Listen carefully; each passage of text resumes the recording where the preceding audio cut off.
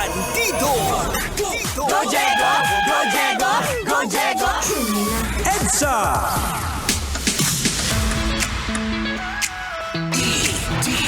EDSA! EDSA! Boys!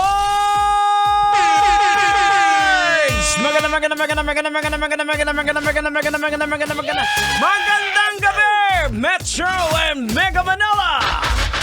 Oras natin, we got 32 minutes after 8 o'clock in the evening. Sana ay nag-i-enjoy ka pa rin sa ating balitaktakan dito sa programang EDSA. Uy nga pala, batiin lang natin mga kabisyo bago natin na logican yung huling topic na pag-uusapan natin. Batiin lang natin yung mga nakatutok sa atin. Maraming salamat sa pakikinig kay Ponce Jmar Lagas, tsaka kay Michael Araraw.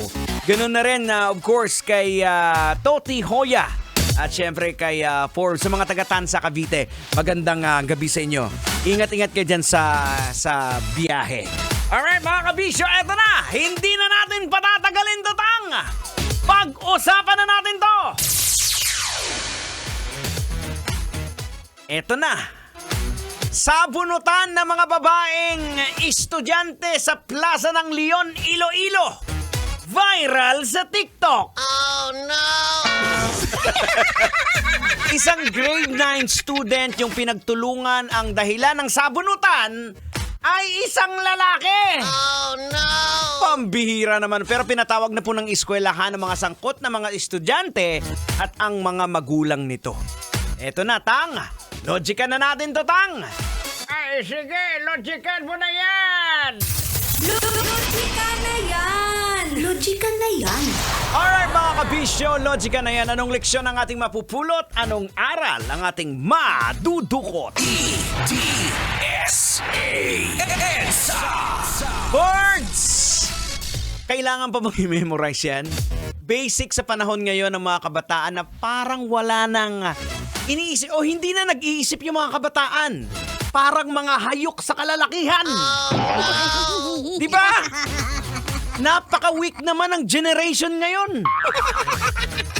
Di ba? Magalit na kayo sa akin, but ang sinasabi ko lang ang katotohanan. Kasi ang mga kababaihan sa panahon ng mga uncle o yung mga auntie ngayon o yung nanay ninyo, pag ganyan na nalaman na may babae ang boyfriend nila dati, simple lang yung gagawin. Hihiwalayan agad, tapos.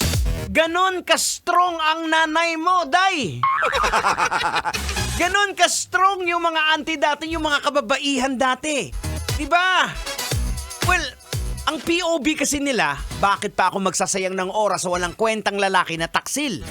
E di isaksak mo sa baga mo yung chicks mo. Ganon na ganon sila, ganon ka-strong yung nanay mo. Ganon ka-strong yung mga auntie natin. Diba?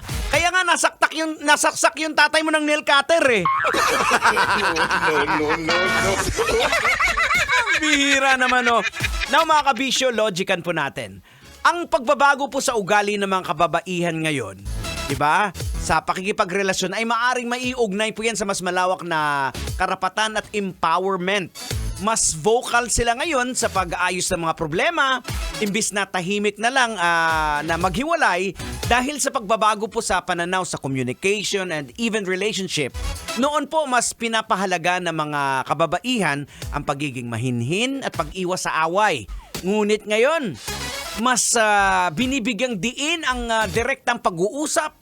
Epekto rin po ito ng social media kung saan mas nakikita po ng mga kababaihan ang karanasan ng iba at ng modernong teknolohiya ng pagpapalawak ng kanilang kamalayan at kumpiyansa sa pakikipaglaban para sa kanilang damdamin.